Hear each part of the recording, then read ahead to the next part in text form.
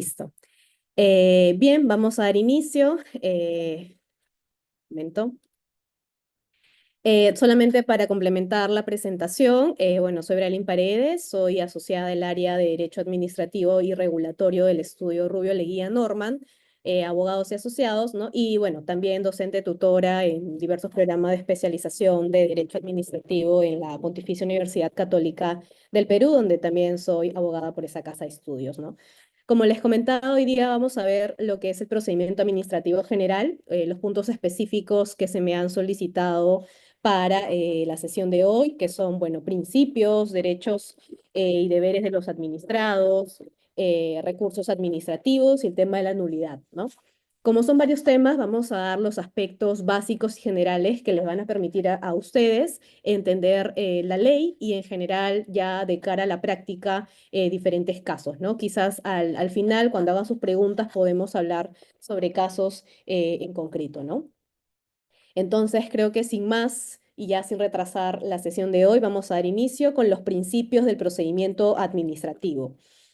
Cuando ustedes puedan revisar o han revisado quizás ya la ley de procedimiento administrativo general, pueden advertir que hay una serie de principios, ¿no? Hay 19 principios reconocidos en el tubo de la LEPAJ. Eh, Evidentemente, estos principios se han ido incorporando a lo largo de la vigencia de la LEPAJ, ¿no? Al inicio se comenzaron solo con algunos y en la medida que se ha ido modificando ya la ley, ¿no? Se han ido aumentando en función, evidentemente, a la realidad y a la dinámica de las administraciones públicas que evidenciaban, y vamos a ver ahora, ¿no? Que como funcionarios públicos se tiene un cierto temor y bueno, hasta ahora evidencio de la práctica que es así, ¿no? De que si algo no está en la ley, en la norma, en un reglamento, en una ley, se tiene miedo de aplicar, ¿no? El tema de la discrecionalidad.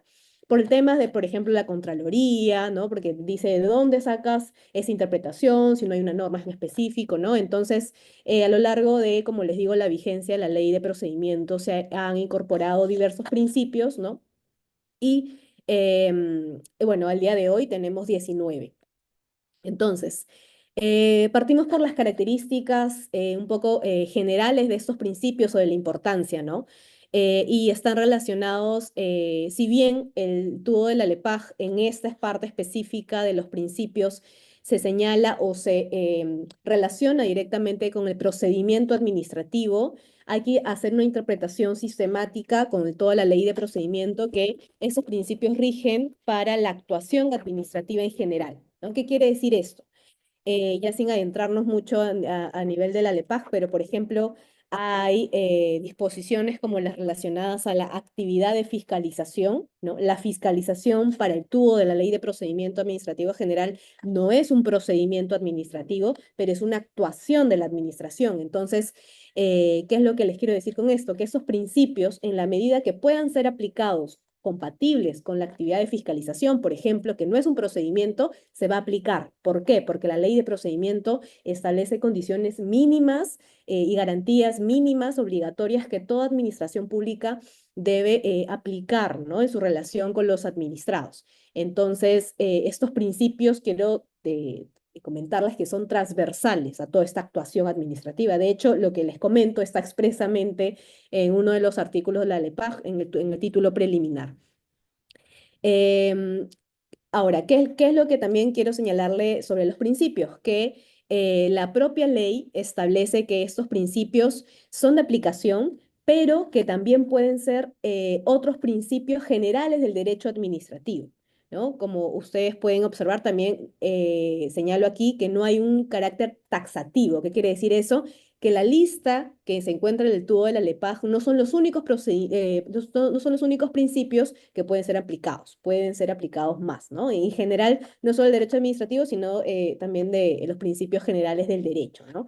Evidentemente, en la medida que sean compatibles, ¿no? Con el interés público, con salvaguardar el interés público en los procedimientos. Entonces, ¿qué otra característica tenemos sobre los principios? Que van a servir de carácter o tienen un criterio interpretativo, ¿no? Evidentemente, son las bases, ¿no? Los principios para nosotros poder interpretar, o como dice la propia ley, para resolver esas cuestiones, ¿no? Que pueden suscitarse en la aplicación de reglas del procedimiento, ¿no? Ante una duda, ¿no? Entonces el principio va a primar, ¿no? Si hay reglas establecidas en la ley, pero si es que hay alguna duda o algún conflicto interpretativo, se va a basar en la solución en los principios, ¿no? Igual se establece que esos principios marcan el parámetro, ¿no? El parámetro para la generación de otras disposiciones administrativas. ¿Qué quiere decir eso? Que cuando una entidad pública, una administración pública, quiera crear, por ejemplo, o algún reglamento o algo ya más específico, lineamientos o directivas, ¿no? Diferentes nombres que se le puedan dar a la potestad reglamentaria, tiene que advertir o tiene que, por ejemplo, regular lo que sea que quiera regular a través de otras disposiciones, ¿no? En base a los principios que están en el tubo de la ley. Entonces, a eso se refiere como cuando se dice la ley, con que sirve como parámetro, como un margen de actuación, ¿no? Cuando se generan estas disposiciones administrativas de carácter general, ¿no? Y también, finalmente, como les decía, para suplir los vacíos en el ordenamiento administrativo, ¿no? Ante alguna duda o si, por ejemplo, no hay regulación respecto de algo muy puntual, ¿no? Se dice, pues, en términos de derecho administrativo, que hay una cierta discrecionalidad de parte de la administración pública, pero esta discrecionalidad que otorga al funcionario decidir sobre una opción o la otra tiene que estar basada en los principios del procedimiento administrativo, ¿no? Entonces, vamos a ver la larga lista de los 19 procedimientos, pero haciendo comentarios sobre la importancia, ¿no? Y sobre la incidencia que tiene en los administrados. Bien, como primer principio, en general base, no solo del procedimiento administrativo, como les comentaba, sino también de toda actuación administrativa y en general de la administración pública, incluso del Estado, ¿no? Porque no solamente está en el Poder Ejecutivo, sino también en el Legislativo, en el Judicial, es el principio de legalidad, ¿no? Nuestra ley de procedimiento la define o la establece, la señala como que las autoridades administrativas deben actuar con respeto a la Constitución, a la ley y al derecho, ¿no? Dentro de las facultades que le estén atribuidas y de acuerdo con los fines para que les fueron conferidas. Entonces, aquí vamos a desmembrar un poco este reconocimiento que establece la ley y advertimos que el principio de legalidad no solo está basado en lo que dice la ley, sino en lo que dice la Constitución, la ley y el derecho. ¿Qué quiere decir eso? Engloba todo el ordenamiento jurídico, ¿ya? Eso es importante porque en algunas ocasiones las administraciones públicas no observan lo que puede decir otro reglamento, ¿no? Y dicen, no, a mí solo me importa lo que dice la ley. Como que sí, es correcto lo que dice la ley, pero también debes advertir lo que dicen otros reglamentos, ¿no? Por eso es que es importante comprender que el principio de legalidad está más allá del cumplimiento de la ley, es el cumplimiento de la Constitución, la ley y el derecho, que en otras palabras es el ordenamiento jurídico en su conjunto, ¿no? Como un conjunto de varias normas, no solamente de la ley. Entonces, esto es importante, ¿no? ¿Qué más? Que dice el principio de legalidad, ¿no? Dentro de las facultades que le estén atribuidas. Esto quiere decir que debe haber una norma, y ya esto sí es con carácter de norma con rango legal, que le establezca efectivamente a una autoridad administrativa cuáles son sus funciones, por ejemplo, ¿no? O a qué le está permitida. Aquí recordemos que el principio de legalidad actúa en contraposición, ¿no? A lo que los privados o los particulares, los administrados, tienen una libertad negativa. ¿Qué quiere decir esto, no? Mientras que los particulares, los privados, pueden hacer todo lo que no esté prohibido, la administración pública actúa de manera distinta. Solo va a poder realizar todo lo que está permitido por una ley, por una norma, ¿no? Entonces, es una libertad que se rige, como les digo, al ordenamiento jurídico, ¿no? ¿Y qué más? Cuando el tubo de la LEPAJ dice, de acuerdo con los fines para los que se les fueron conferidas, hace relevancia o se refiere a lo que es la competencia, ¿no? Por ejemplo, ya me voy a un aspecto muy específico, como por ejemplo la potestad sancionadora, ¿no? Cuando una administración pública se le otorga mediante una ley, ¿no? O decreto legislativo, alguna potestad sancionadora, eh, tiene que especificar, por ejemplo, qué órgano de la administración pública va a tener esa facultad. Eso es uno. Y segundo punto, sobre qué materias va a tener una cierta potestad, ¿no? Ejemplo, ¿no? Un regulador, en el OSINERMIN, ¿no? En el OSINERMIN ve temas de minería, ve temas de electricidad. Entonces, si bien se le otorga la potestad a esa administración de sancionar, de poder sancionar, tiene que quedar claro que hay un órgano específico que va a ver temas de sanciones para el ámbito minero. Y ese órgano no va a poder sancionar en temas de electricidad, porque esto es un tema de competencia que quizás puedan revisar o hayan escuchado sobre los requisitos de validez del acto administrativo, y uno de esos es el de competencia, ¿no? Entonces, toda esta importancia de a qué entidad se le transfiere la potestad, a qué órgano específico se le transfieren las competencias o las materias específicas, está relacionado al principio de legalidad, ¿no? Y esto es importante porque sirve como una garantía para el administrado de predecir, de saber quién es la autoridad competente que tiene, valga la redundancia, competencias para realizar o no qué actuación, ¿no? O qué en este caso en el procedimiento, ¿no? Entonces el principio de legalidad debe ser entendido de esa manera, ¿no? Y esto, como les digo, es un principio base de toda la administración pública, que quizás ustedes, bueno, si es que alguno es funcionario o en general desde el ámbito privado también pueden advertir en la práctica, que es muy importante, ¿no? Bien, otro de los principios es el debido procedimiento, ¿no? Y acá este principio, bueno, ahora vamos a ver qué implica, pero les cuento un poco de dónde nace o de dónde proviene el principio del debido procedimiento. Y bueno, proviene del ámbito jurisdiccional, ¿no? En el ámbito jurisdiccional hay un principio que es relacionado al principio del debido proceso, ¿no? Y ya el Tribunal Constitucional tiene un sinfín de sentencias donde señala que, así como en el ámbito jurisdiccional se ha regulado el tema del principio del debido proceso, esto no es como, no obsta para que en el ámbito administrativo la administración también tenga la oportunidad, perdón, la obligación de generar ciertas garantías, ¿no? Y de salvaguardar los intereses en general públicos y también los privados dentro de las partes que están en el procedimiento administrativo, ¿no? Entonces, es un principio que deriva, ¿no? O se encuentra inspirado en el ámbito judicial, que el Tribunal Constitucional, como intérprete de la Constitución, ha señalado efectivamente que eso también ocurre en el ámbito administrativo. Por eso es que se conoce como el principio del debido procedimiento, ¿no? ¿Y qué implica este principio del debido procedimiento, ¿no? Que los administrados gozan de derechos, de garantías que son implícitos específicamente al debido procedimiento administrativo, ¿no? Y acá señala algunos ejemplos, ¿no? Y eso es importante también porque no es una lista taxativa, no es solo estos, no, todo lo que sea en favor del administrado. Como por ejemplo, ¿no? Incluso dice a modo enunciativo, más no limitativo, porque hay más, ¿no? Los derecho a ser notificado, acceder al expediente, a refutar los cargos imputados, a exponer argumentos, a presentar alegatos complementarios, a ofrecer y a producir pruebas, a solicitar el uso de la palabra cuando corresponda, ¿no? A obtener una decisión motivada, fundada de derecho, emitida por una autoridad competente y en un plazo razonable, y a impugnar las malas decisiones que los afecten, ¿no?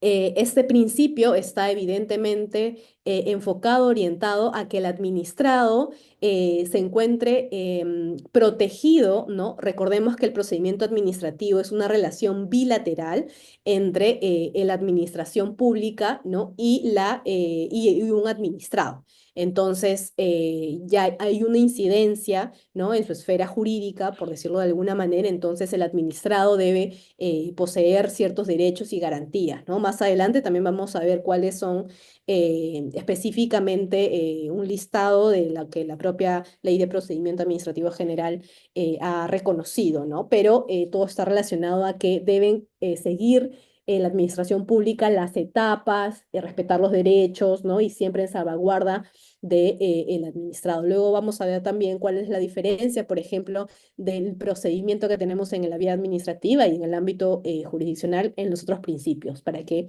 vean que la vía administrativa, ¿no? La ley de procedimiento administrativo general obliga siempre a proteger a los administrados, ¿sí? Ahora lo vamos a ver. Entonces, ¿qué más decimos sobre el principio del debido procedimiento?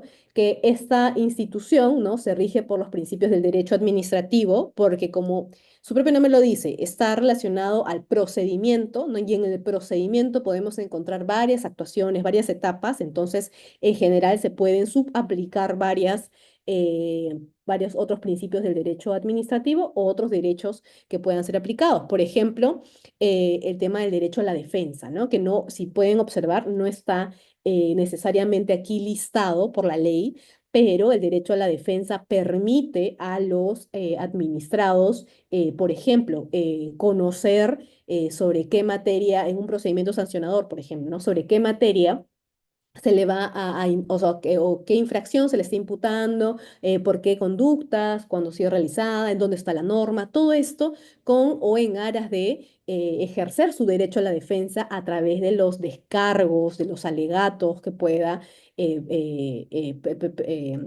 señalar el administrado, ¿no? Entonces, por eso es que este principio también hace referencia a otros principios del derecho administrativo y en general, ¿no?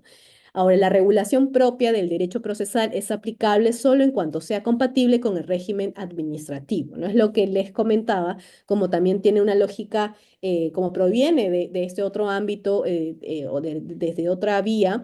Sí, el derecho procesal, como por ejemplo el derecho a la defensa, ¿no? Va a ser aplicable, pero siempre si es compatible, ¿no? Por ejemplo, el derecho a la defensa es uno de los ejemplos que calzan en este supuesto, ¿no? Entonces, este principio, ¿no? En conclusión, está relacionado a salvaguardar los intereses no solo de los propios administrados que están dentro del procedimiento, sino la administración también desde un interés público detrás, ¿no? Ese es el principio del debido procedimiento. Ahora tenemos otro principio que es el principio de impulso de oficio. Las autoridades deben dirigir e impulsar de oficio el procedimiento y ordenar la realización o práctica de los actos que resulten convenientes para el esclarecimiento y resolución de las cuestiones necesarias, ¿no? Entonces, este principio a lo que alude es a una participación activa de la administración pública en que se lleve a cabo, en que se respeten los plazos, las etapas de un procedimiento administrativo en aras de obtener una resolución, un acto administrativo final que pues el administrado pueda obedecer, ejecutar, ¿no? Entonces, este principio de impulso de oficio es importante que está relacionado ahora, vamos a ver a otro de los principios, el de hacer célere la actuación de la administración, ¿no? Entonces, a eso hace referencia este principio. Ahora también tenemos el principio de razonabilidad, ¿no? El principio de razonabilidad, debo decirlo, está pues regulado de manera general en esta primera parte, en el título preliminar del tubo de la ley de procedimiento, pero también está matizado en lo que es el procedimiento administrativo sancionador. No es materia hoy día de hablar de sancionador, pero se los comento para que vean que el principio de razonabilidad puede adecuarse, ¿no? A otros tipos de procedimientos especiales como en el sancionador. Pero, ¿qué es el principio de razonabilidad? ¿No? Las decisiones que la autoridad administrativa tome, ¿no? Cuando creen obligaciones, califiquen infracciones y pongan sanciones o establezcan restricciones a los administrados, ¿no? Deben adaptarse dentro de los límites de la facultad atribuida y manteniendo la debida proporción entre los medios a emplear y los fines públicos que deba tutelar, a fin de que respondan a lo estrictamente necesario para la satisfacción de su contenido. Este principio de razonabilidad, entonces, obliga a la administración pública, por un lado, ver si tiene evidentemente respetar las competencias, ¿no? De lo que hablábamos anteriormente en el principio de legalidad, ¿no? Ok, yo soy una administración pública, tengo un órgano que se encarga de estas competencias en específico, ok, pero eso no es lo único que hay que observar, sino también que cuando se creen obligaciones a través de un acto administrativo, se califiquen infracciones, se impongan sanciones o en general alguna restricción al administrado, se debe hacer desde una lógica, si es en general, que sea lo estrictamente necesario, ¿no? Que haya una proporción entre los medios a emplear y los fines públicos a tutelar, ¿no? Por ejemplo, si se aplica una multa determinada en temas de, yo veo, investigo sobre temas de agua potable y saneamiento, ¿no? Y por ejemplo, se advierte que las empresas prestadoras de servicios de saneamiento, las EPS, por ejemplo, una de ellas es Sedapal, ¿no? Y en general en provincia puede ser Sedapar, ¿no? Sedacusco. ¿Qué pasa? Por ejemplo, ¿no? Viene SUNAS, que es la entidad que tiene la potestad sancionadora para determinar si una empresa de servicio de saneamiento puede o no hacer determinadas conductas, ¿no? O se infringen.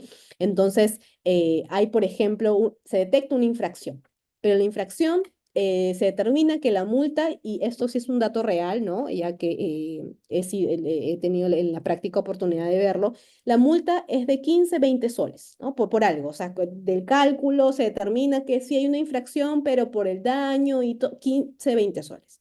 ¿Qué pasa? Que la SUNAS efectivamente puede realizar o ejercer la sanción, pero ahí es una cuestión, ¿no? de razonabilidad.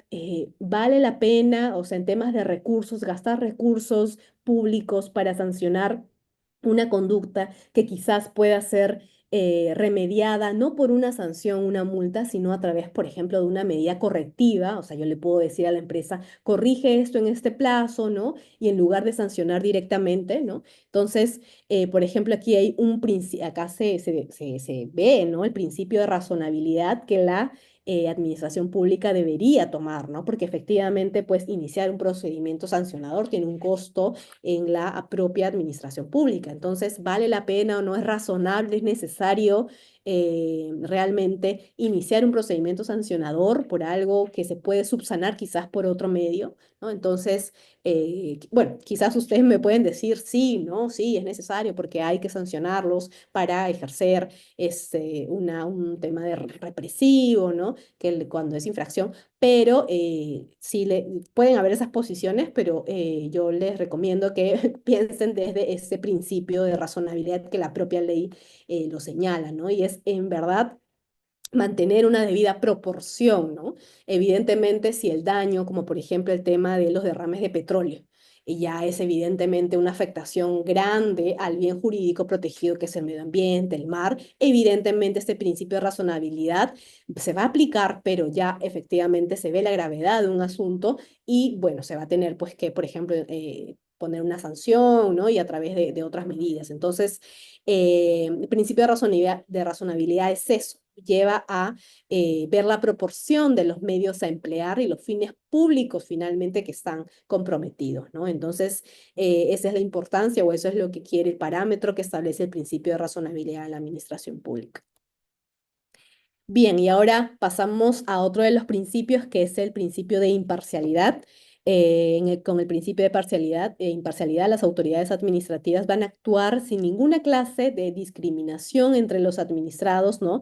Y les van a otorgar un tratamiento, una tutela igualitario frente al procedimiento, ¿no? Resolviendo conforme al ordenamiento jurídico y con atención al interés público, ¿no? Evidentemente, este principio de imparcialidad entonces hace referencia a que todos los administrados van a ser tratados de la misma manera sin ningún tipo de discriminación, ¿no? Entonces se traduce este principio de imparcialidad a lo que es el principio de igualdad, ¿no? Que es un principio general que rige en todo el Estado, ¿no? No solamente para la administración pública, poder ejecutivo, sino para cualquier otro poder del Estado. Entonces, es reconocido en el tubo de la LEPAZ como principio de imparcialidad. Otro de los principios es el principio de informalismo, ¿no? Las normas de procedimiento deben ser interpretadas siempre, ¿no? Es lo que les comentaba hace unos momentos, en forma favorable a la admisión y decisión final de las pretensiones de los administrados, ¿no? De modo que sus derechos e intereses no sean afectados por la exigencia de aspectos formales que pueden ser subsanados dentro del procedimiento, siempre que dicha excusa no afecta derechos de tercero o al interés público, ¿no? Entonces, este principio hay que entenderlo tal y como se establece la ley. ¿En qué sentido? De que la mirada siempre de la administración pública cuando tiene un procedimiento administrativo es generar o llegar al fondo del asunto, ¿no? Y establecer a través de un acto administrativo, una resolución, la decisión final, ¿no? Entonces, pero, ¿en qué sentido el principio de informalismo se aplica, ¿no? En el sentido de solo los aspectos formales que puedan ser subsanados. Siempre es aspectos formales. Por ejemplo, para un procedimiento administrativo determinado en la RENIEC, me piden copia de física del DNI, ¿no? Entonces es como que, imagínate, o sea, la propia RENIEC que te pida una copia del DNI, pero pasa, ¿no? O en general, otra administración pública te pueden pedir documentos que quizás puedan no ser obligatorios, porque hay normas de simplificación administrativa que ya desde que salió en el 2016, que establece una serie de documentos que las autoridades no pueden pedir, por ejemplo, vigencias de poder, se señalaban unas entidades, ¿no? No menor a 6 meses, ¿no? Entonces, eso ya no es permitido para exigir como exigencia a los administrados, ¿no? En general, esos aspectos son de forma, ¿no? O en todo caso, por ejemplo, si yo quiero realizar el procedimiento y la administración me dice, no,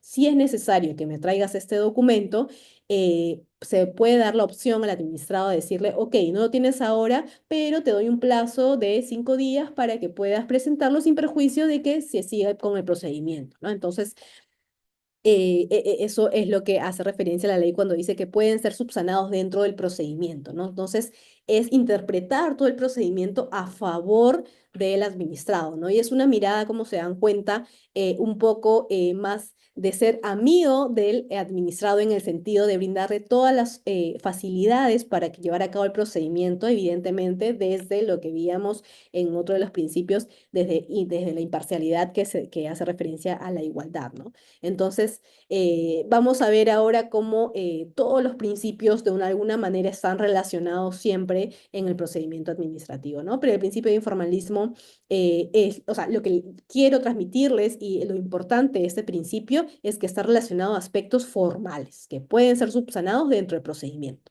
Si es un aspecto formal que no puede ser subsanado dentro del procedimiento, porque, por ejemplo, tengo que tramitar antes, no sé, obtener una autorización del Ministerio de Relaciones Exteriores y para su requisito para otro procedimiento en la municipalidad, evidentemente quizás no pueda ser aceptado porque, claro, el procedimiento administrativo tiene un plazo de duración específico en la municipalidad, por ejemplo, ¿no?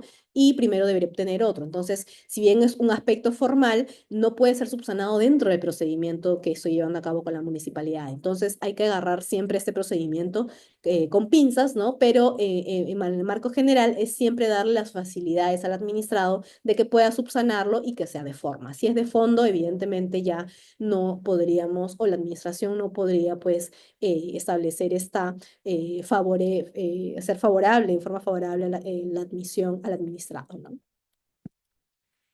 Bien, pasamos a lo que es el principio de presunción de veracidad, ¿no? Este principio señala que en la tramitación del procedimiento administrativo se presume que los documentos y declaraciones formulados por los administrados en la forma prescrita por la ley responden a la verdad de los hechos que ellos afirman. Yo aporto un documento, ¿no? Es un ejemplo concreto, ¿no? Un documento en el procedimiento administrativo. La administración tiene o tiene la obligación de presumir que el documento que yo estoy presentando es verdadero, ¿ya? Ese es mi derecho, o sea, ese es el principio de presunción de veracidad.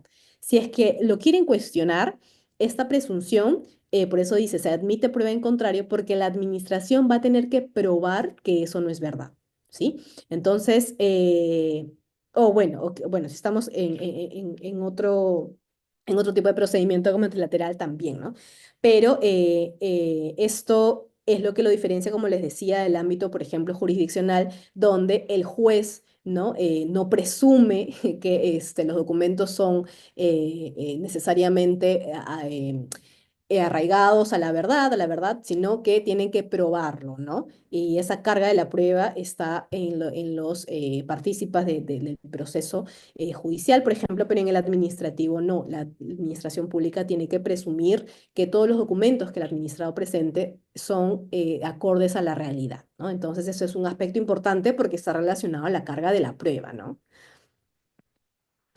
Otro de los principios que tenemos es el principio de la buena fe procedimental, ¿no? La autoridad administrativa, los administrados, sus representantes, sus abogados y en general todos los partícipes del procedimiento van a realizar todos los actos procedimentales, ¿no? Como les decía, las etapas, ¿no? Guiados por el respeto mutuo, la colaboración y la buena fe, ¿no? La autoridad no puede actuar contra sus propios actos salvo supuestos de revisión de oficio contemplados en la ley. A ver, antes de seguir leyendo lo que dice la Ley de Procedimiento Administrativo, si ustedes pueden advertir ese primer fraseo, esa primera redacción de la ley, hace referencia en general al principio del debido procedimiento, ¿no? El debido procedimiento, como les decía, hay una lista no limitativa sobre los derechos o en general lo que esté relacionado con las etapas del procedimiento y la actuación que tienen que tener ambas partes, ¿no? Entonces, el principio de buena fe procedimental es una especificación a ciertos derechos que tiene el administrado en el procedimiento, ¿no? Porque, por ejemplo, aquí se señala que salvaguarda los derechos a ser guiados por el respeto mutuo, la colaboración que debe haber entre la administración y el administrado, ¿no? Y la buena fe en general, ¿no? Ahora, cuando la norma dice la autoridad administrativa no puede actuar contra sus propios actos, salvo los supuestos de revisión de oficio contemplados en la presente ley.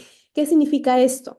Que la autoridad, el administrado, mejor dicho, tiene una predictibilidad, que vamos a ver que es otro de los principios, ¿no? De que la autoridad administrativa, por ejemplo, ya ha emitido una decisión, ¿no? Y no puede actuar contra sus propios actos, o sea, no puede contradecirse, ¿no? Y acá, evidentemente, dice la salvedad, ¿no? Salvo los supuestos de revisión de oficio. Lo vamos a ver más adelante hoy día, lo vamos a tocar, pero el hecho es de que este principio de buena fe significa eso, ¿no? Que la autoridad administrativa, al haber ya decidido algo, en general puede ser un acto de trámite dentro del procedimiento o quizás en el final, en la resolución final, en general, ¿no? En todo el procedimiento, no puede actuar contra sus propios actos, ¿no?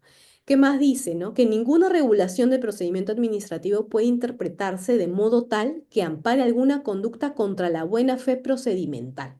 ¿Qué quiere decir esto? Que sí o sí se tiene que respetar. Aquí se pone pues algunos derechos, ¿no? Para los administrados. O sea, y ninguna regulación de procedimiento administrativo quiere decir a las normas especiales, no puede interpretarse de manera contraria a ese principio de buena fe procedimental. Entonces, como les digo, este principio de buena fe procedimental está muy, muy ligado a lo que es confianza legítima y predictibilidad, que lo vamos a ver ahora también. El principio de celeridad, ¿no? Este principio, como les comentaba, está ligado al principio de informalismo, ¿no? Y al principio de impulso de oficio, ¿no? ¿Qué quiere decir? Que quienes participan en el procedimiento deben ajustar su actuación de tal modo que se dote al trámite de la máxima dinámica posible, ¿no? Evitando actuaciones procesales que dificulten su desenvolvimiento o constituyan meros formalismos, ¿no? A fin de alcanzar una decisión en tiempo razonable, sin que ello releve a las autoridades de respeto al debido procedimiento o vulnere el ordenamiento. Como les decía, este principio de celeridad es como una doble cara o pertenece al mismo grupo de principios que del informalismo y de impulso de oficio, porque si se dan cuenta, esos tres principios están directamente relacionados a que la administración pública, la autoridad administrativa, dote de la dinámica posible. Si hay un formalismo que se puede subsanar, lo paso, ¿no? Entonces, ese principio va a dotar de de ese dinamismo a la autoridad administrativa. Y ahora, por ejemplo, ¿no? Ya viéndolo en un caso práctico, ¿qué quiere decir? Un procedimiento administrativo, por regla general de la ley de procedimiento, debe tener una duración máxima de 30 días hábiles, ¿no? Evidentemente hay administraciones que pueden establecer un plazo menor porque es favorable al administrado y está bien, ¿no? Pero máximo es 30 días hábiles. Entonces, ¿qué pasa? Que, por ejemplo, para resolver el procedimiento, ¿no? El administrado puede hacer seguimiento, ¿no? Al procedimiento. Bueno, pasamos a lo que es el principio de eficacia. Este principio hace referencia, uy, perdón, listo, que los sujetos de procedimiento administrativo deben hacer prevalecer el cumplimiento de la finalidad del acto procedimental sobre aquellos formalismos cuya realización no incide en su validez, ¿no? No determinen aspectos importantes en la decisión final, no disminuyan las garantías del procedimiento ni causen indefensión a los administrados, ¿no? En todos los supuestos de aplicación de este principio, la finalidad del acto que se privilegie sobre las formalidades no esenciales deberá ajustarse al marco normativo aplicable y su validez será una garantía de la finalidad pública que se busca satisfacer con la aplicación de este principio.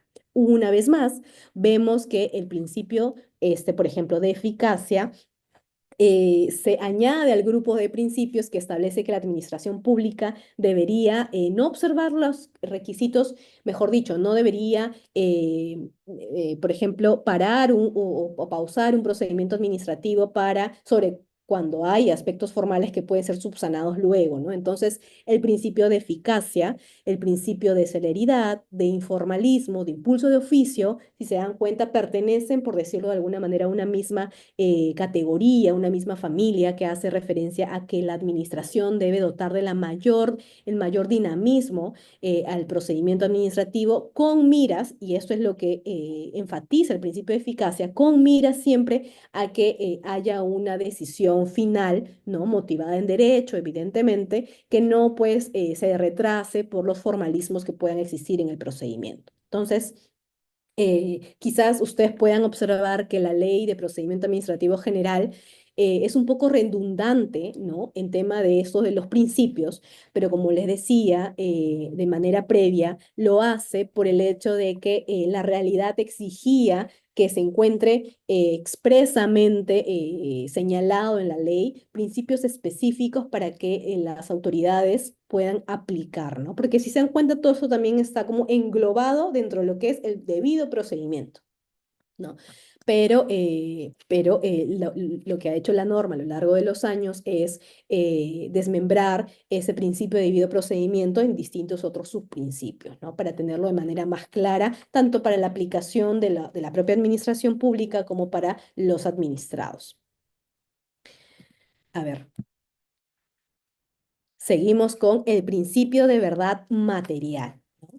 El principio de verdad material. En el procedimiento, ¿no? La autoridad administrativa va a verificar plenamente los hechos que sirven de motivo a sus decisiones, ¿no? Para lo cual deberá adoptar todas las medidas probatorias necesarias autorizadas por ley, aun cuando no hayan sido propuestas por los administrados o hayan acordado eximirse de ellas. Entonces, esto es como la segunda etapa, por decirlo así, de lo que es el principio de presunción de veracidad, ¿no? Recuerden que cuando hablábamos del principio de presunción de veracidad, decíamos, la administración pública debe presumir que todos los documentos que yo aporte o en general los hechos que yo alegue son ajustados a la realidad, ¿no? Son como que veraces. Pero ¿qué dice el principio de verdad material? Que la administración pública, sí, efectivamente, va a presumir que todo lo que el administrado le diga o los documentos que le presenten son efectivamente verdad o son ajustados a la realidad. Para emitir la decisión, la autoridad administrativa puede verificar o tiene la obligación de verificar efectivamente que esos documentos que el administrado ha señalado son efectivamente, como él dice, ajustados a la realidad. Entonces, es la otra cara de la moneda de la carga probatoria, lo que les comentaba, ¿no? Los administrados dicen, alegan tales hechos, la administración dice, ok, es verdad, pero es mi obligación comprobar que es verdad, ¿no? Entonces, ahí es cuando este principio dice, ¿no? Que se debe verificar plenamente los hechos que sirven de motivo a las decisiones de la administración, ¿no? Y para esto, la administración pública, la autoridad competente, va a poder adoptar otras medidas probatorias, ¿no? Como por ejemplo, pedirle al administrado una documentación adicional, o hacer informes orales, ¿no? Entonces, hay actuaciones permitidas para la administración en aras de justamente comprobar de lo que ha dicho el administrado es real, ¿no?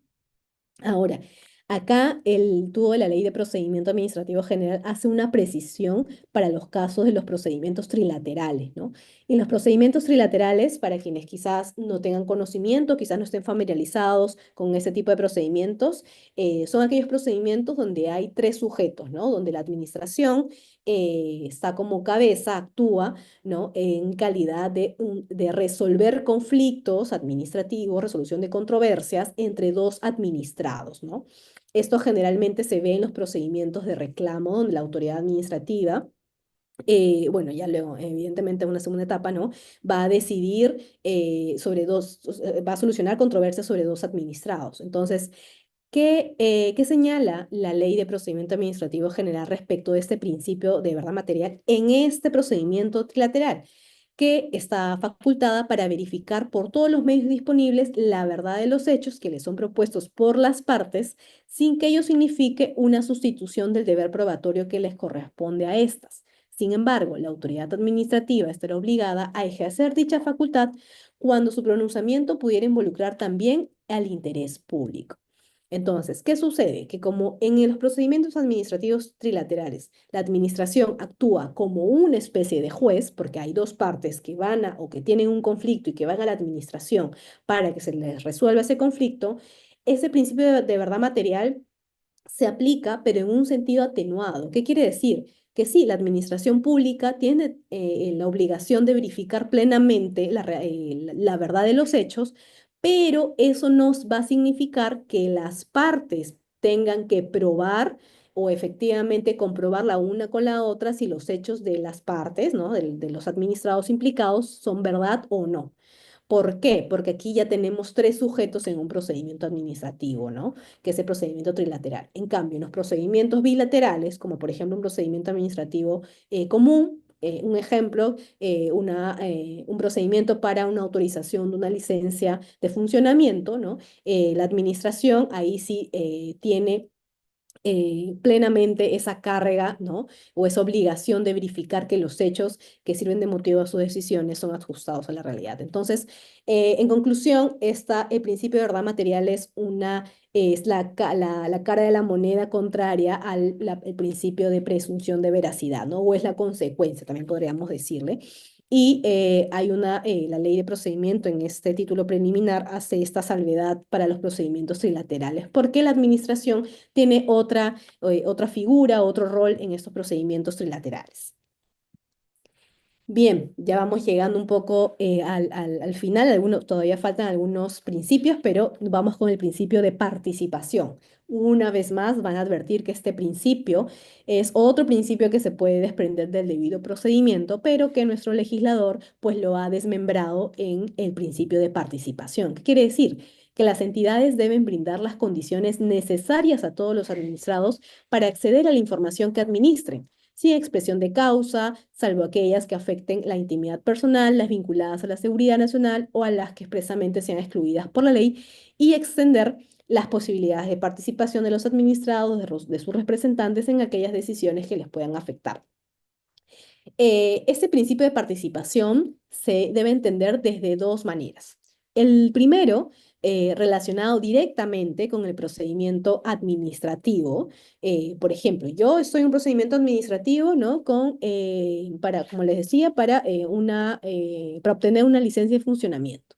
Entonces, si yo necesito acceder al expediente o algunos trámites que quizás se me fueron notificados, pero, o sea, yo tengo acceso siempre al expediente, ¿no? Del procedimiento administrativo. Esa es una manera, donde el administrado está dentro del procedimiento. Pero este principio de participación hace referencia también a algo más grande y algo más general, que está relacionado al régimen de lo que es el acceso a la información pública, ¿no?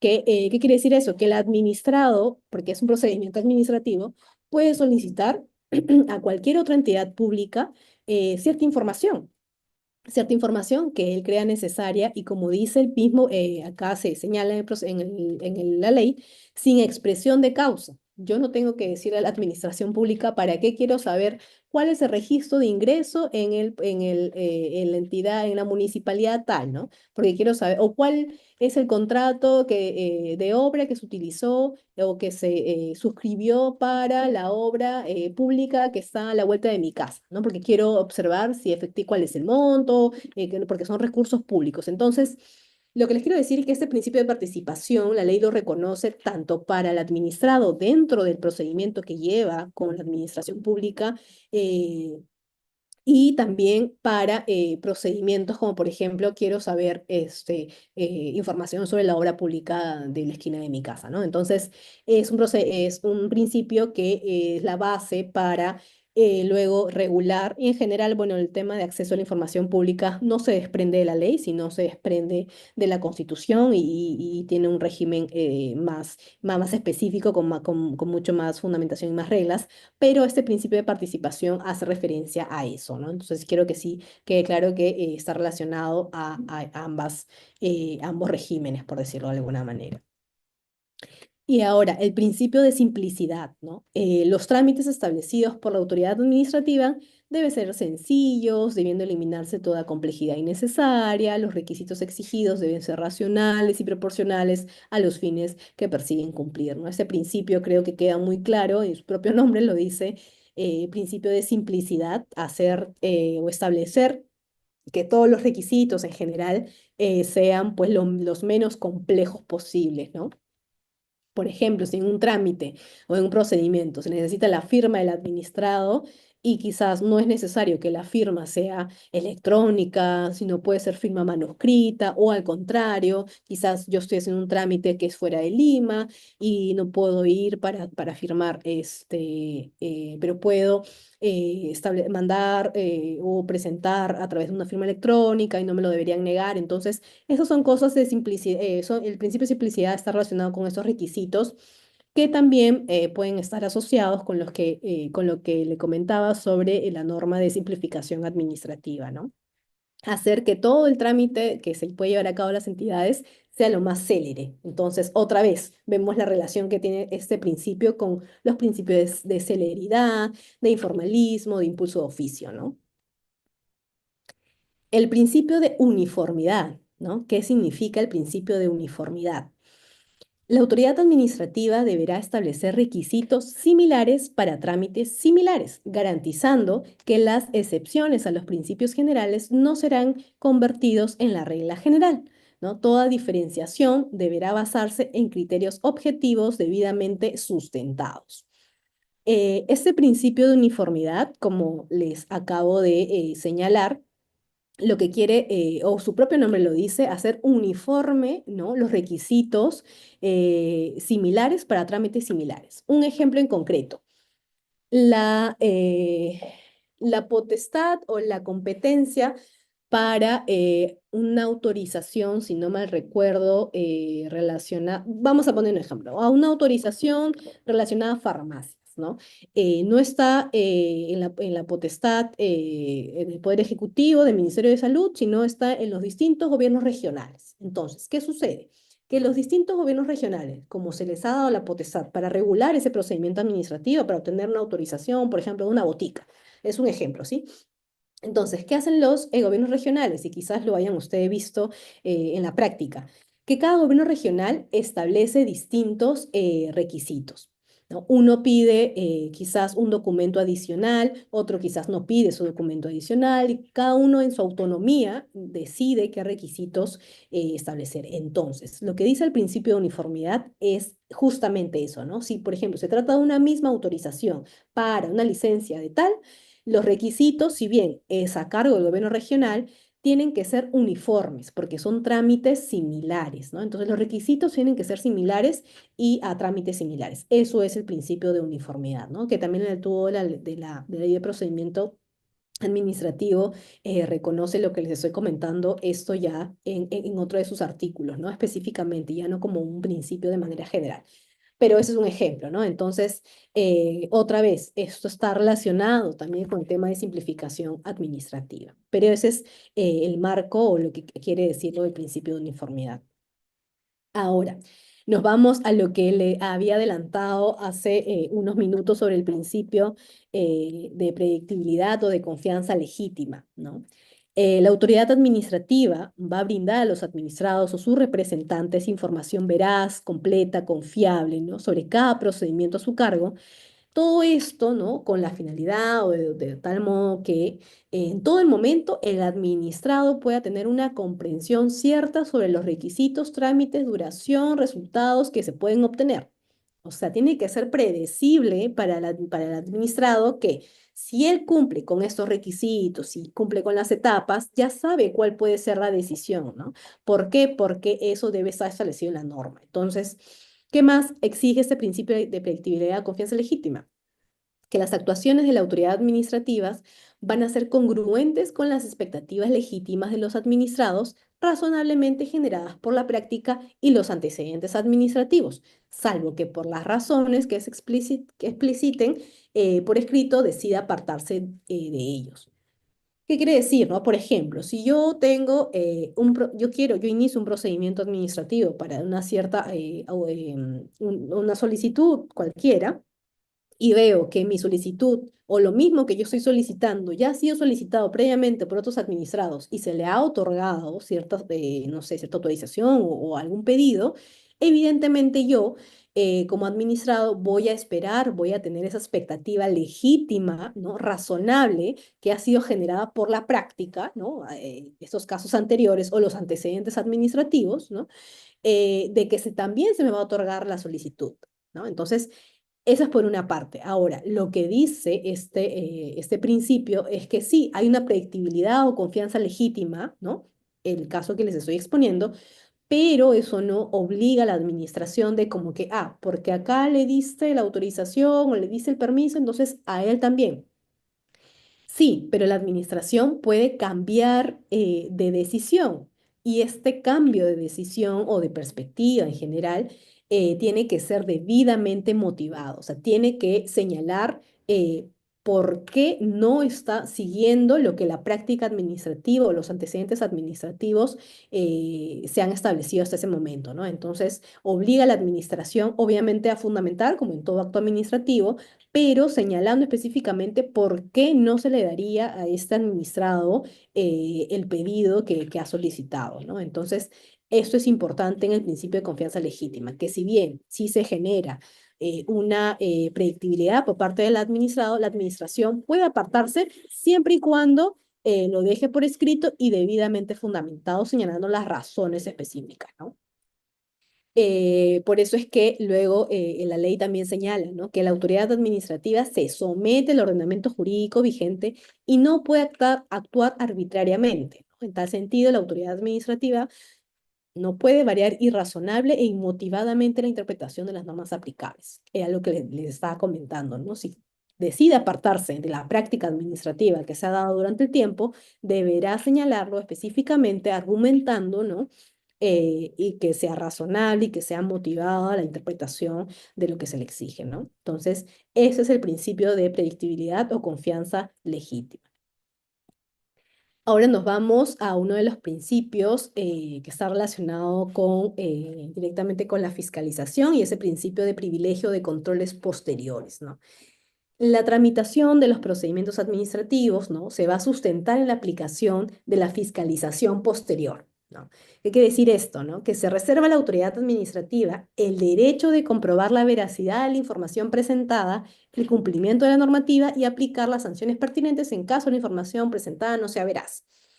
Esto en una aplicación ya práctica, en un caso concreto, ¿qué quiere decir? O generalmente se establece cuando hay o se tratan de procedimientos de aprobación automática, ¿no? Estos procedimientos de aprobación automática, ¿cómo funcionan? Es una especie de checklist, ¿no? La autoridad, la norma, te señala, ¿no? Bueno, si tú quieres tener una autorización para operar, no sé, en esta municipalidad, en la municipalidad tal, ¿no? Sobre un local comercial específico, necesitas cumplir con esos requisitos. Memoria, estoy inventando, ¿no? Cualquiera, el documento tal, el documento A, B, C, D. Ok, si yo tengo todos estos documentos, la autoridad evidentemente verifica ahí en la entidad, ¿no? Ah, ok, si son los documentos, aprobada la autorización. Entonces, ¿qué quiere decir esto? Que luego la administración pública, la autoridad competente, puede hacer una fiscalización posterior y volver y decir, a ver, efectivamente, ¿este documento era real o no era real? ¿No? Porque, como les decía, presunción de veracidad, ok, yo tengo que admitir como funcionario que recibo esta solicitud y está ahí, que es un procedimiento de aprobación automática, que estos documentos son verídicos, ¿no? Y estos documentos son verídicos, lo apruebo y va a ser verificado posteriormente por la administración. Entonces, ese es el principio de privilegio de controles posteriores, que le va a permitir a la administración regular procedimientos de aprobación automática con el cargo de que luego pueda ejercer una fiscalización posterior. Y claro, aquí viene ya la discusión de que se le debe hacer esa fiscalización posterior a absolutamente todos los procedimientos, o a todos los administrados que han recurrido al procedimiento de aprobación automática, solo algunos, ¿por qué no a otros? Es de manera aleatoria, ¿no? Quizás algunas municipalidades, por ejemplo, o algunas entidades públicas ni siquiera hacen este control de privilegios, esa fiscalización posterior. Entonces, es un poco no debatible, pero sí más engorroso para la administración porque se está confiando en el administrado, ¿no? Sobre ciertos documentos, sobre ciertos requisitos que son verídicos y que luego se va a tener en la administración la carga de efectivamente comprobar que eso esté ocurriendo, ¿no? ¿Y cuál es el problema? Que quizás ustedes, o sea, nosotros sepamos como peruanos que la cultura peruana es hasta quizás falsificar algún documento porque sabemos que cualquier administrado con tal de presentar y la administración me lo va a aprobar luego, quizás nunca haga una fiscalización posterior y así operar de manera quizás irregular, ¿no? Entonces, el principio de privilegios de controles posteriores está relacionado con esta fiscalización posterior, pero hace más, le genera una carga a la administración pública de que luego tenga que comprobar efectivamente la veracidad de todos de esos requisitos, por ponerlo de un ejemplo, ¿no? Bien, ya nos quedan algunos pocos principios. Les decía, son 19, ¿no? El principio, el ejercicio legítimo del poder, ¿no? La autoridad administrativa va a ejercer única y exclusivamente las competencias atribuidas para la finalidad prevista en las normas que le otorgan facultades o potestades, evitándose especialmente el abuso de poder, bien sea para objetivos distintos de los establecidos en las disposiciones generales o en contra del interés público, ¿no? Esto está vinculado directamente, como su propio nombre lo dice, ¿no? Al abuso del poder, ¿no? Lo que se quiere con este principio es que las entidades públicas, si bien van a tener competencia sobre ciertas materias en específico, se ciñan a lo estrictamente necesario para ello, ¿no? Entonces, y no es extralimitar, no es extraponer el ejercicio que tienen del poder, ¿no? Por eso es que este principio enfatiza que solamente se puede ejercer única y exclusivamente las competencias atribuidas, sí, pero para la finalidad prevista en las normas, ¿no? Las competencias son atribuidas siempre para una finalidad. Entonces, no tiene que extrapolarse esa finalidad, es lo que quiere decir este principio legítimo del poder, ¿no? Bien, aquí tenemos lo que es ahora el principio de responsabilidad que bueno, les comento que dice la norma, ¿no? Que la autoridad administrativa está obligada a responder por los daños ocasionados contra los administrados como consecuencia del mal funcionamiento de la actividad administrativa, conforme lo establecido en la presente ley, ¿no? Las entidades y sus funcionarios asumen las consecuencias de sus actuaciones de acuerdo con el ordenamiento jurídico. ¿Qué quiere decir eso entonces? Que el principio de responsabilidad protege a los administrados para que la autoridad administrativa pueda responder por los daños ocasionados que se les pueda realizar. Ese principio, si bien está efectivamente reconocido como un principio, no tiene, y también el tubo de la ley de procedimiento, hay un régimen sobre responsabilidad administrativa, ¿no? No tiene un desarrollo en la vida práctica hasta el momento en nuestro ordenamiento jurídico. O sea, no hay casos en los que la administración haya, por ejemplo, brindado alguna, por ejemplo, una indemnización de daños y perjuicios a algún administrado por el mal funcionamiento de su actividad administrativa. ¿No? Un ejemplo en el caso, en un caso concreto es cuando eh, por ejemplo, una persona se accidenta porque una obra pública estuvo expuesta o no tuvo los mecanismos adecuados de señalización que hicieron que una persona, por ejemplo, se cayera en algún pozo o se hiciera daño, ¿no? Entonces, ahí, por el mal funcionamiento de la actividad administrativa, el administrado tendría, o mejor dicho, tiene el derecho de recurrir, bueno, primero a la administración y luego a un juez, ¿no? Y decirle, la municipalidad, por ejemplo, la municipalidad X no salvaguardó en la obra pública tal, en la avenida tal, las medidas de seguridad necesarias, con lo que yo he salido pues dañado, ¿no? Porque me fracturé el pie.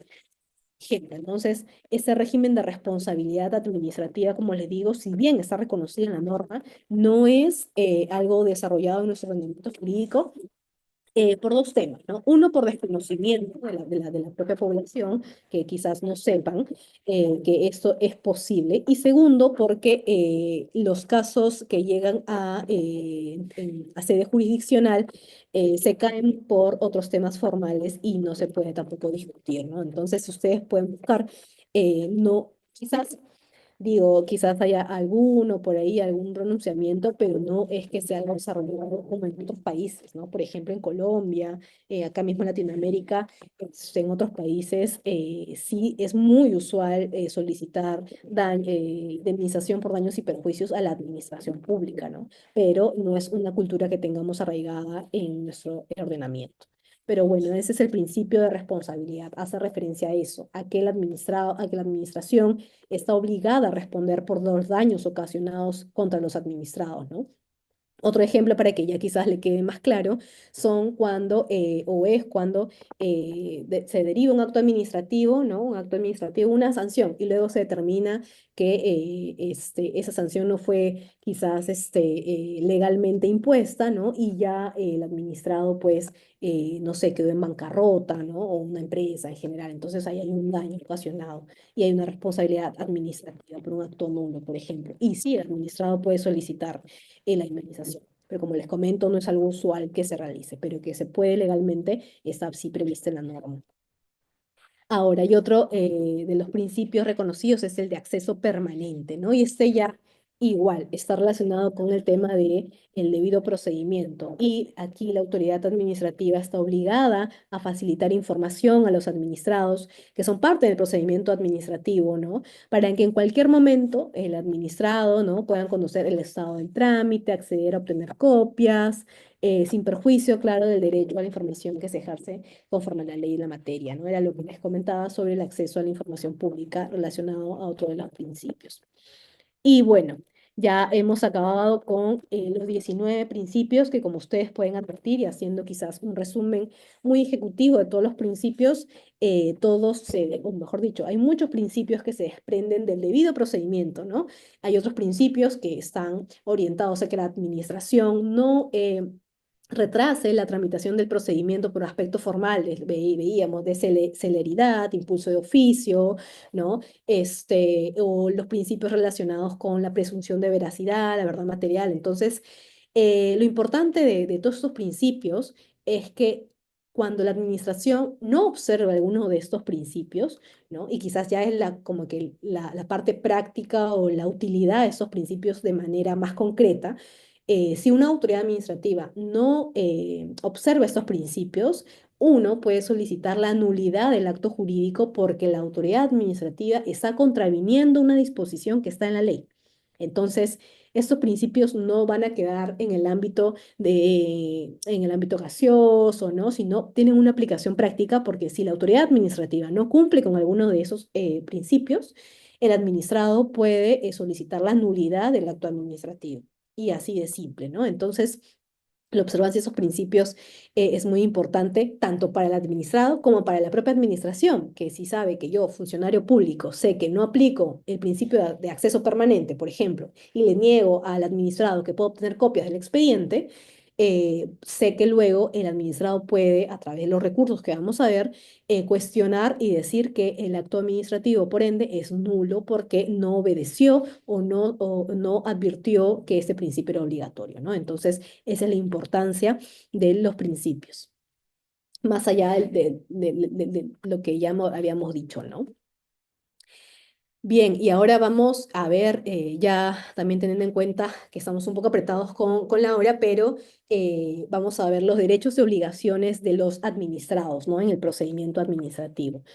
La ley de procedimiento establece una larga lista de cuáles son los derechos de los administrados que, vamos a advertir, se desprenden de todos estos principios, ¿no? Es como un desarrollo más práctico de todos los principios que hemos visto hasta ahora, ¿no? Por ejemplo, hay un derecho de la precedencia en la atención del servicio público requerido guardando riguroso orden de ingreso. ¿Qué quiere decir esto, no? Que los administrados tienen el derecho de que se le atienda, ¿no? En un procedimiento, pero bueno, el criterio que utiliza la ley de procedimiento es el orden de ingreso, ¿no? A ver, quién ingresó primero, quién segundo y quién tercero, ¿no? Entonces, en función a ello se va a atender. Y eso ustedes lo pueden ver, por ejemplo, cuando hacen trámites de manera presencial en las administraciones públicas, que por eso es que hay algunas colas, hay unos tickets, ¿no? Con un orden por orden de llegada, ¿no? Evidentemente, pues hay algunas salvedades de personas con discapacidad o gente o personas embarazadas, ¿no? Pero el orden de ingreso es el criterio que se maneja en la administración, tanto físicamente como virtualmente, ¿no? Se van a atender las solicitudes que han llegado primero en función al orden que han ingresado, ¿no? Otro de los derechos es ser tratados con respeto y consideración por el personal de las entidades en condiciones de igualdad con los demás administrados. Está relacionado a uno de los principios que veíamos de buena fe procedimental, efectivamente, no es como una materialización, les comentaba. Otro de los derechos, acceder en cualquier momento de manera directa y sin limitación alguna a la información contenida en los expedientes de los procedimientos, ¿no? A obtener copias, salvo excepciones establecidas por la ley. A qué principio hace referencia a este derecho? Al principio de acceso permanente, por ejemplo, ¿no? De que se tenga el derecho de los administrados de ir al expediente, tomarle copia, y claro, no sé si ustedes recuerdan que hubo muchos años, por ejemplo, en SUNAR que no permitían tomar fotografías a las copias de los títulos que uno iba a leer, ¿no? Físicamente. Y evidentemente, pues luego ya esa prohibición de no tomarle foto ya cambió, ¿no? Pero justamente por atención a estos derechos y a las normas de simplificación administrativa que se dieron, ¿no? Pero si se dan cuenta, en el momento en el que se prohibía tomarle foto a los títulos archivados, por ejemplo, en el SUNARP, se vulneraba de manera muy evidente uno de los derechos, que es acceder en cualquier momento y a obtener copias, ¿no? Y esas copias no necesariamente pues tienen que ser de manera física, ¿no? Sino también a través de cualquier otro medio, ¿no? Y ahora que tenemos más uso de la tecnología, estos derechos van a tener que adecuarse, ¿no? A lo que les comento.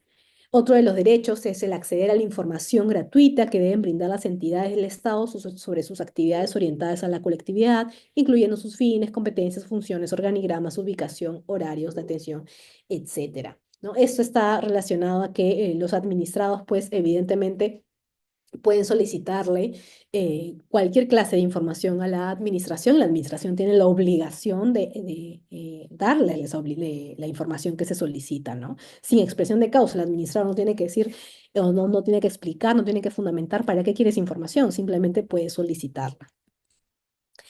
¿Qué otros derechos hay? A ser informados en los procedimientos sobre la naturaleza, el alcance y de ser previsible el plazo estimado de su duración, así como de sus derechos y obligaciones en el curso de su actuación, ¿no?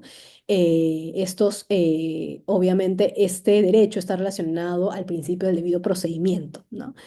El derecho número 6, ¿no? Participar responsable y progresivamente en la prestación y control de los servicios públicos, asegurando su eficiencia y oportunidad, ¿no? Y ese es un tema relacionado a servicios públicos, que es un derecho del administrado el participar progresivamente y responsable, ¿no? Otro de los derechos es el cumplimiento de los plazos determinados para cada servicio o actuación y exigirlo así a las autoridades, ¿no? Como les comentaba, el plazo máximo de duración es de un procedimiento administrativo, según la norma, es 30 días hábiles, ¿no? Que puede ser evidentemente menor si es que la entidad lo considera así, porque es favorable al administrado. Pero el administrado puede exigir el cumplimiento de esos plazos, ¿no? En el tubo de la Ley de Procedimiento Administrativo hay un capítulo entero sobre la regulación de los plazos y términos del tema del procedimiento, ¿no? Y cuál es el derecho de que efectivamente la administración cumpla con esos plazos, ¿no? Y bueno, otro de los derechos es ser asistidos por las entidades para el cumplimiento de sus obligaciones, ¿no? Este tema quizás lo vemos con mayor notoriedad en los procedimientos administrativos que se llevan a cabo en la SUNAT, ¿no? En la SUNAT que nos solicitan llenar una serie de formularios, ¿no? Nosotros tenemos el derecho a que solicitarle apoyo, por decirlo de alguna manera, a los funcionarios y los funcionarios tienen el deber de asistirnos y decirnos cómo debemos llenar ese formulario, ¿no? Entonces, eso es un derecho reconocido, como se dan cuenta expresamente por la Ley de Procedimiento Administrativo General. Otro de los derechos es conocer la identidad de las autoridades y personal al servicio de la entidad bajo cuya responsabilidad son tramitados los procedimientos de su interés. Y aquí mucha atención a quienes son funcionarios públicos, ¿no? Quizás a muchos les ha pasado que cuando llamamos o cuando vamos presencialmente a alguna autoridad, a una entidad administrativa, muchas veces se le puede preguntar el nombre al funcionario y el funcionario dice, no, yo no te voy a decir mi nombre. Y es como que es su obligación conocer la identidad de las autoridades, ¿no? Por un tema de transparencia, por un tema de que son funcionarios públicos, ¿no? Es su deber de tener su identidad. Algunos sí tienen sus nombres, ¿no? Como que colgados de manera física y visible, pero otros no, y los administrados tienen el total derecho de consultarles su identidad, ¿no?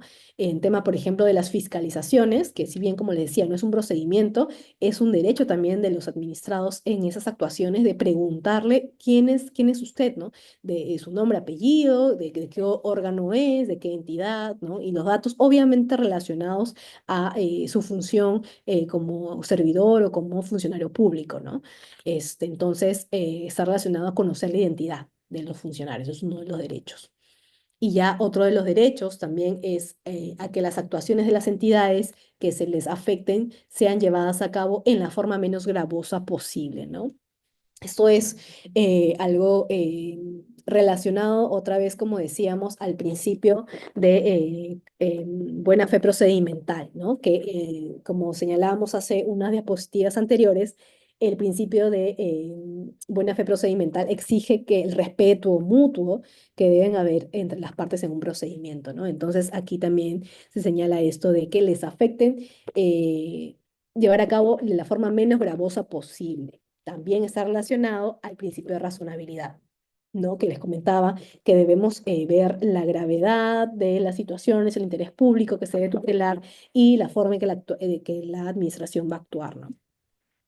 Otro de los derechos es al ejercicio responsable del derecho a formular análisis, críticas o a cuestionar las decisiones y actuaciones de las entidades, ¿no? Este derecho, bueno, está relacionado hay unos artículos específicos de la ley de procedimiento que hace referencia a, por ejemplo, derecho a formular consultas, ¿no? El administrado puede formular una consulta administrativa a la autoridad sobre cualquier cuestión relacionada a esa autoridad, ¿no? O sea, y la administración no puede negarse a no responderla. También está conocido como el derecho de petición.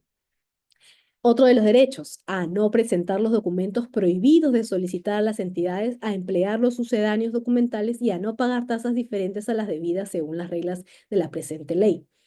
Esto luego se ha desarrollado, ya hemos hecho referencia en la ley de simplificación administrativa, ¿no? La administración no puede solicitar ciertos documentos que se encuentran o son considerados como prohibidos, ¿no? Por ejemplo, el original de tu partida de nacimiento, ¿no? Cuando puedo obtener, quizás ya tengo una copia y puedo presentarlo, ¿no? Hace referencia a temas de simplificación administrativa.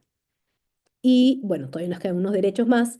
Este derecho, el siguiente, es a que en caso de renovaciones de autorizaciones, licencias, permisos, se entiendan automáticamente prorrogados en tanto hayan sido solicitados durante la vigencia original y mientras la autoridad instruye el procedimiento de renovación y notifica la decisión definitiva sobre este expediente. Bueno, evidentemente, ese derecho está específicamente relacionado a las autorizaciones, licencias y permisos, ¿no? Y luego de un procedimiento en el que el administrado diga puedo renovarlo, ¿no? Y la administración le emite una respuesta, se va a tener que entender automáticamente renovado efectivamente, ¿no?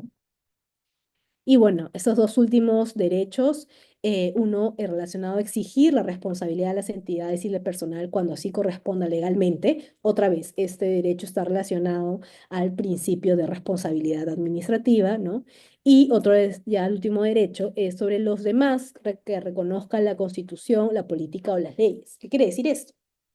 Este último punto, el punto 15, da una carta abierta a que las leyes especiales de cada entidad, o en general claro, en general cualquier entidad pública, pueda reconocer más derechos a los administrados, ¿no? Más allá de esos derechos que están reconocidos ya en la Ley de Procedimiento Administrativo General, la ley dice, ojo, que las autoridades pueden reconocer, o lo de la Constitución, ¿no? Las leyes pueden reconocer derechos adicionales a los que se están regulados aquí.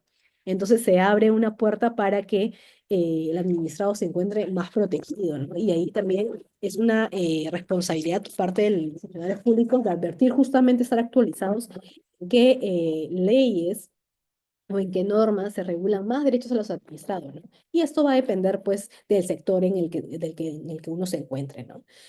Porque pueden ver más derechos específicos en el sector de hidrocarburos, en el sector de, no sé, por ejemplo, licencias de funcionamiento. Entonces, cada uno en su propio sector en el que se desempeñe siempre tiene que estar en salvaguarda de que otros derechos están reconocidos a los administrados para no vulnerarlos, ¿no? Y efectivamente salvaguardarlos.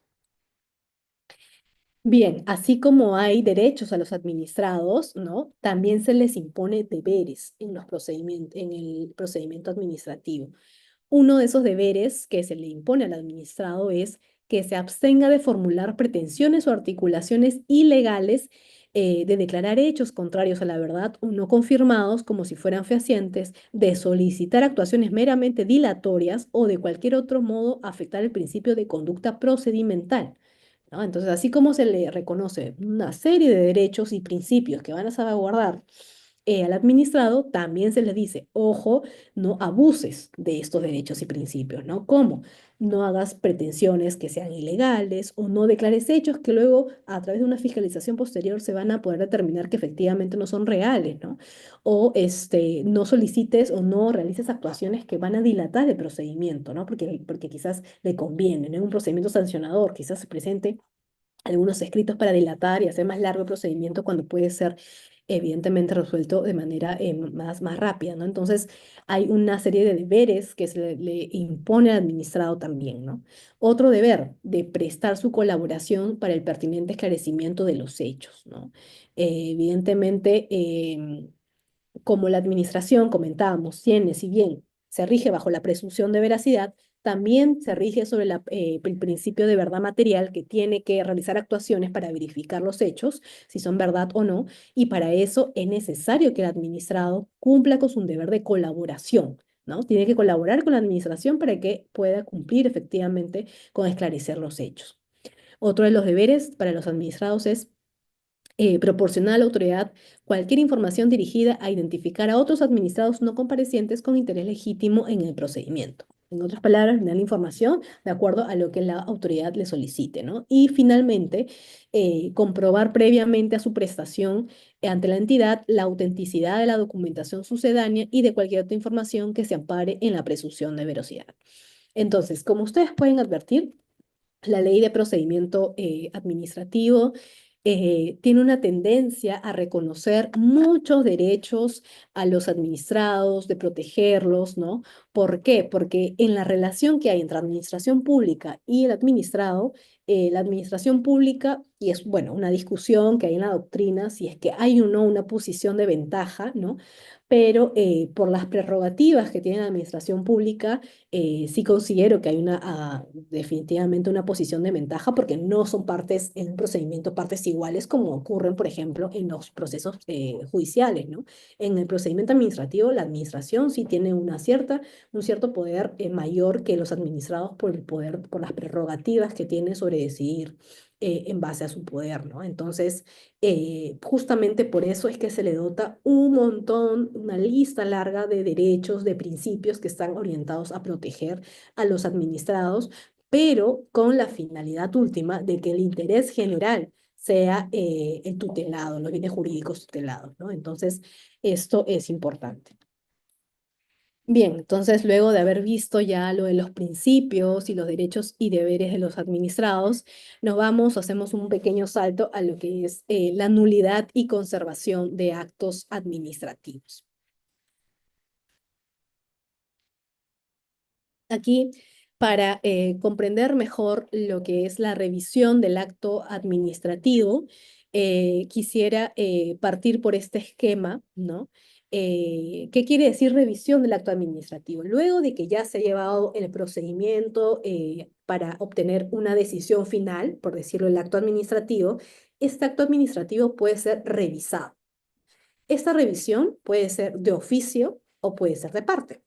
Por un lado, de oficio quiere decir que la administración, por propia iniciativa, retira del ordenamiento un acto administrativo. Y de parte es cuando un particular trata de conseguir que se elimine o altere, según lo haya planteado, ¿no?, el acto controvertido por ser contrario al ordenamiento jurídico. Entonces, ¿por qué se revisa el acto administrativo? Evidentemente, pues porque vamos a advertir que no está acorde al ordenamiento jurídico. Vamos a ver por un vicio trascendente, no trascendente, lo vamos a ver en un momento. Pero lo que tiene que quedar claro es que puede iniciarse de oficio o de parte, pero no confundir, ojo, que estos tipos de inicio de revisión no quiere decir que, o mejor dicho, tienen que tener en claro que el único sujeto que va a dictar efectivamente la revisión de oficio va a ser la administración pública. Solamente que esto puede provenir por propia iniciativa de la administración o porque un administrado lo ha solicitado. ¿Sí? Entonces, esa es la diferencia. Pero quien finalmente va a emitir la decisión final, si el acto administrativo es nulo o no es nulo, va a ser la administración pública. Entonces, dentro de la iniciativa que comentábamos por parte de la administración pública, la administración pública puede decir, quiero rectificar errores, ¿no? Cuando se trata de errores aritméticos, ¿no? Y esa es toda una regulación.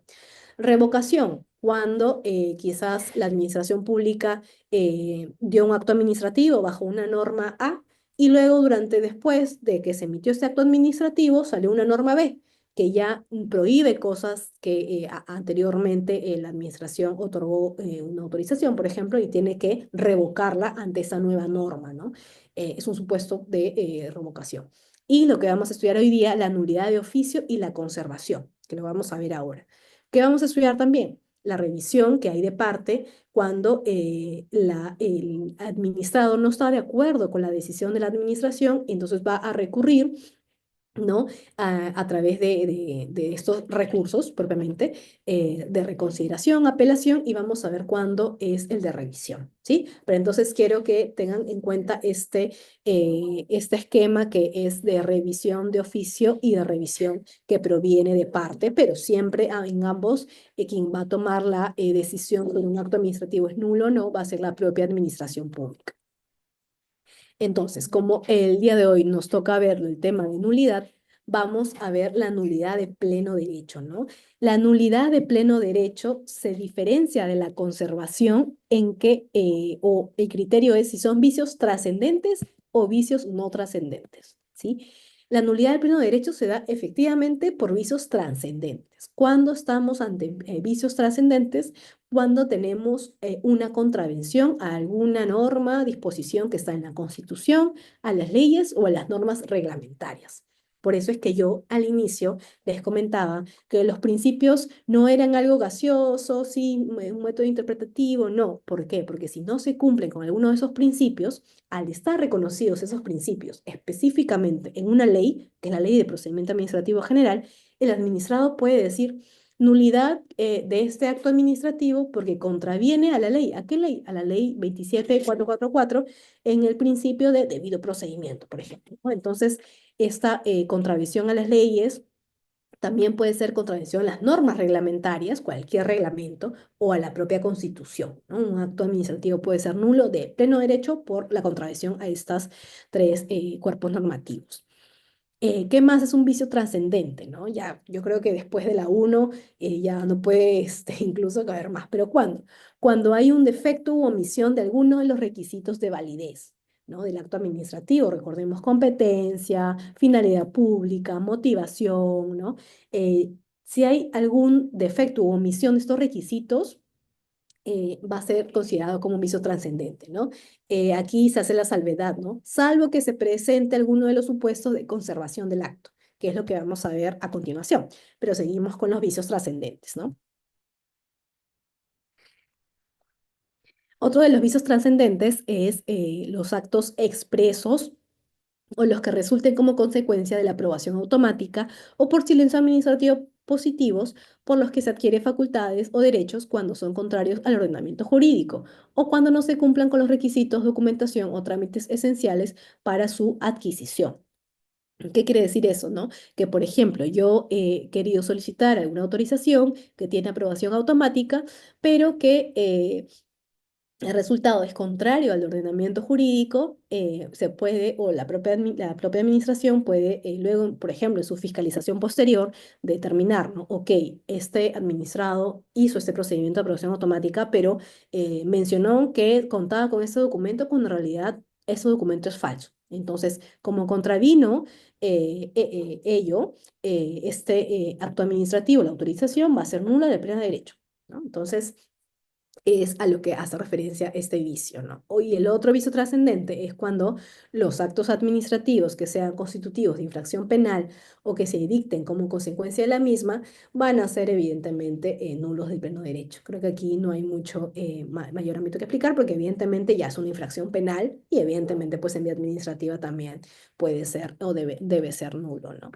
Ahora, esos son los vicios trascendentes, ¿no? Que hacen que el acto administrativo sea nulo de pleno derecho. Pero aquí una precisión importante. La nulidad de un acto administrativo va a ser o tiene que ser reconocida por la autoridad administrativa.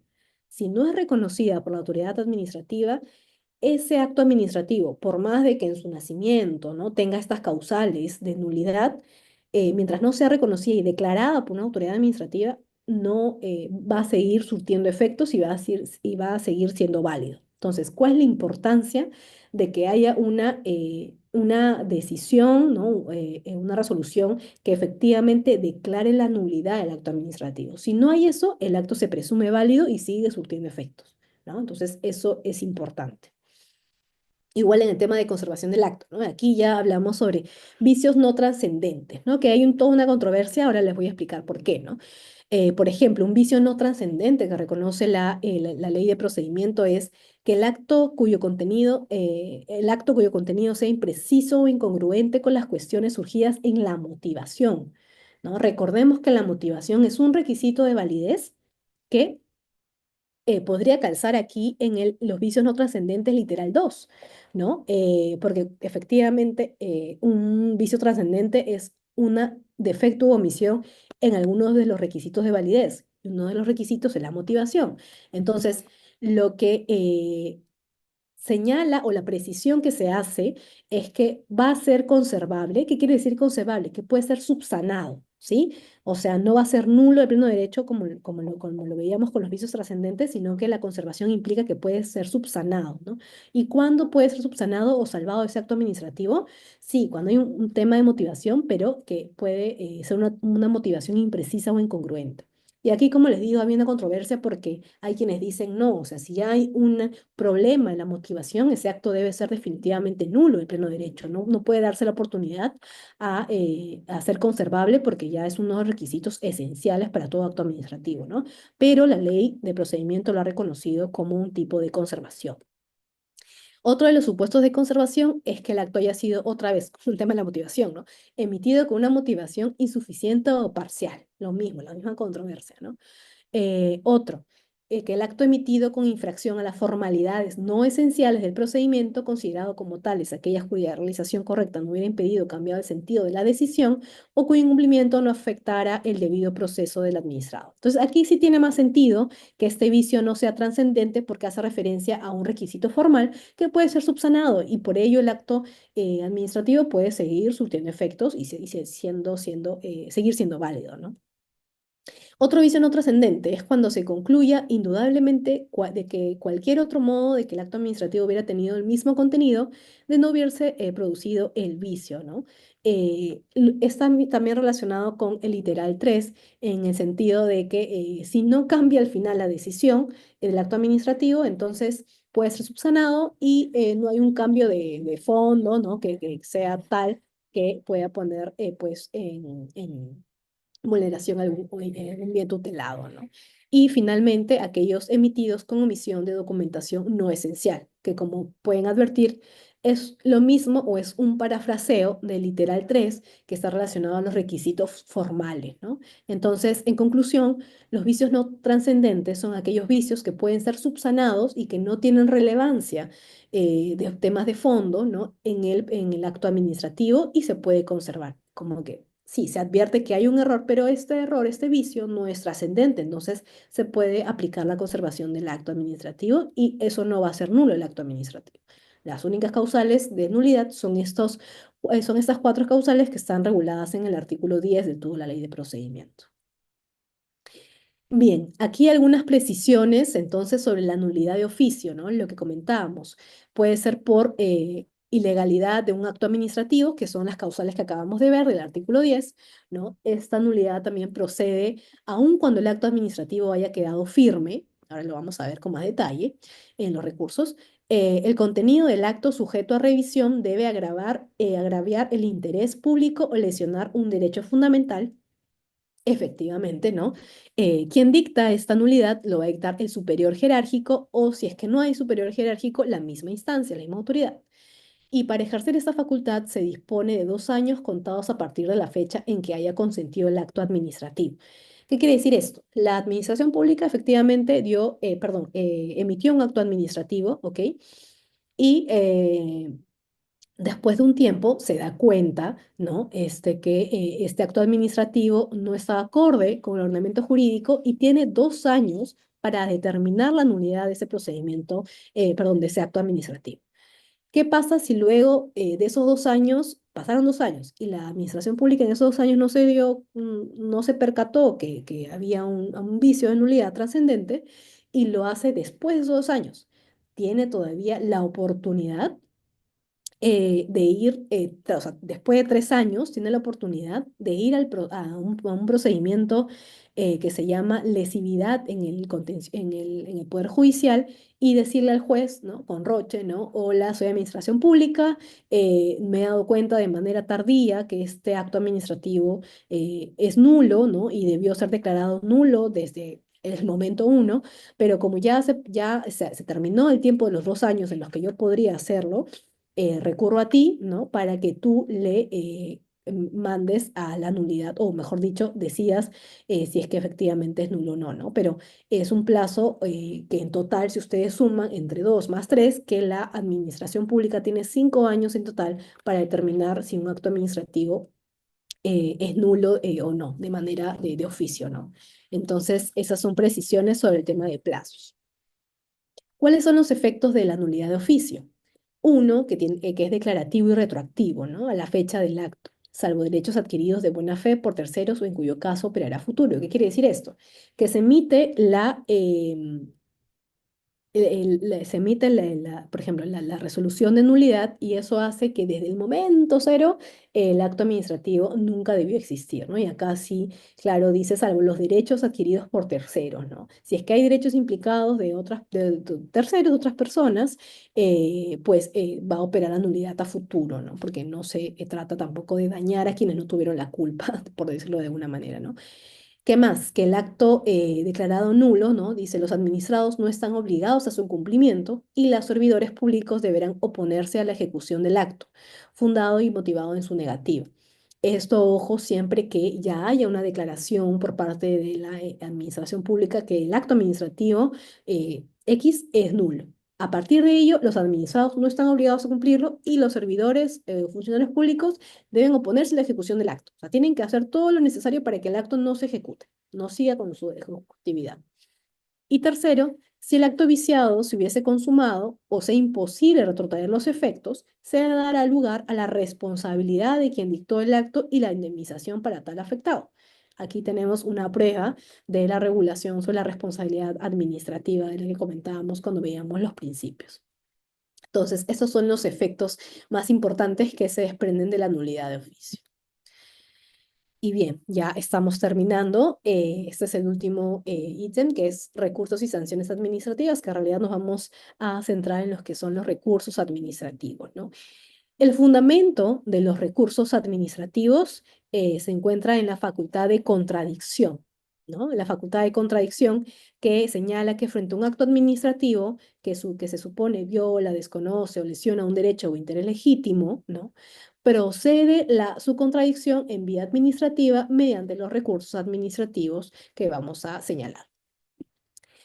Solo son impugnables los actos definitivos que ponen fin a la instancia y los actos de trámite que determinan la imposibilidad de continuar el procedimiento o produzcan indefensión, ¿no? La contradicción de los restantes actos de trámite deberá alegarse por los interesados para su consideración en el acto que ponga fin al procedimiento y podrán impugnarse con el recurso administrativo que en su caso se interponga contra el acto definitivo. Luego vamos a ver unos ejemplos. ¿Qué más dice o qué implica la facultad de contradicción? Que no cabe la impugnación de actos que sean reproducción de otros anteriores que hayan quedado firmes, ni de los confirmatorios de actos consentidos por haber sido recurridos en tiempo y forma, y que cabe la acumulación de pretensiones en forma subsidiaria cuando en las instancias anteriores se hayan analizado los hechos y fundamentos en que se sustenta la referida pretensión subsidiaria. Son temas procedimentales, pero que están relacionados o que quieren decir que el administrado tiene la facultad, evidentemente, de cuestionar, ¿no? Contradecir la decisión de la administración. No es que la decisión de la administración no pueda ser cuestionada. Ahora, ¿cuáles son los recursos administrativos en los que se puede hacer esta revisión de un acto administrativo por parte del administrado? Son dos, ¿no? Recurso de reconsideración y de apelación. Y antes, el recurso, lo que nosotros le decíamos recurso de revisión, antes era parte de los recursos administrativos, pero luego una modificación de toda la ley de procedimiento se modificó y solo se señaló, solo en caso que por ley o decreto legislativo se establezca expresamente, cabe la interposición de recurso administrativo o revisión. Si no mal recuerdo, eso todavía está en la ley de SUNAFIL, por ejemplo, en los procedimientos de SUNAFIL todavía tiene regulado lo que es el recurso de revisión, pero eso no es una regla general para todas las entidades. Todas las entidades, mientras no haya una ley o decreto legislativo que establezca de manera expresa que puede existir un recurso de revisión, solamente van a existir recursos de revisión y apelación. Estos, antes de pasar al detalle, estos recursos administrativos, lo vamos a ver, son no obligatorios uno del otro. ¿Qué quiere decir esto? Que para yo interponer recurso de apelación no es obligatorio que haya interpuesto recurso de reconsideración. Yo de frente podría interponer el recurso de apelación, ¿sí? Y los dos no se pueden interponer de manera simultánea. Uno escoge cuál de los dos interponer. Y si quiero interponer el recurso de reconsideración, sí, posteriormente puedo interponer el de apelación. Entonces, el recurso de reconsideración, ¿cuándo solicito o cuándo interpongo un recurso de reconsideración? Cuando primero lo hago ante el mismo órgano que dictó el primer acto administrativo, ¿no? Al que le estoy impugnando, y deberá sustentarse en prueba nueva. Este es el requisito esencial para el recurso de reconsideración. Tiene que existir prueba nueva o nueva prueba. En los casos de actos administrativos emitidos por órganos que constituyen única instancia, no se requiere prueba nueva. Este recurso, como les decía, es opcional y su no interposición no va a impedir el ejercicio de recurso de apelación. Entonces, aquí están las características de cuándo interponer un recurso de reconsideración. ¿Y cuándo de apelación? Cuando la impugnación del acto se sustente en diferente interpretación de las pruebas producidas o cuando se trate de cuestiones de puro derecho, debiendo dirigirse a la misma autoridad que expide el acto para que éste lo eleve al superior jerárquico, ¿sí? Esa es la diferencia entre recurso de reconsideración y apelación. Y bueno, ya otras consideraciones importantes sobre el tema de los recursos es que una vez vencidos los plazos para interponer los recursos, se perderá el derecho a articularlos quedando firme el acto. ¿Cuál es el plazo? El plazo es de 15 días, ¿no? El administrado tiene 15 días para interponer los recursos, ya sea de reconsideración o apelación. El error en la calificación de los recursos no será obstáculo para su tramitación, siempre que el escrito se deduzca su verdadero carácter. ¿Qué quiere decir esto? Que, por ejemplo, si el administrado presentó en su recurso prueba nueva, pero señaló que era recurso de apelación, la autoridad administrativa debería entenderla como si fuera de reconsideración por el requisito, ¿no?